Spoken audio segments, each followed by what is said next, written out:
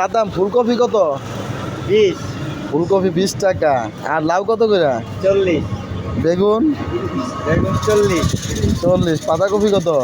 20, 20 টাকা। আর সিম সিম এটা 40, ওটা 50, 40-50।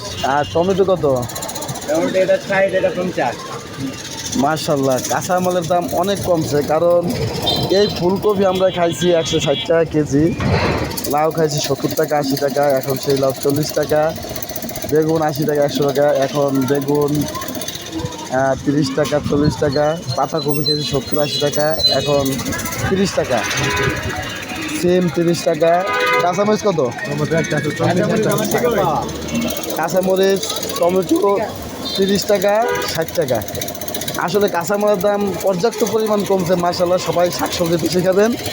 সবাই তো দাম বাড়লে খালি পোস্ট করেন দাম কমে না কেন কমে না কেন, এখন তো দাম কমছে, আপনারা তো এটা নিয়ে পোস্ট কেউই করেন না।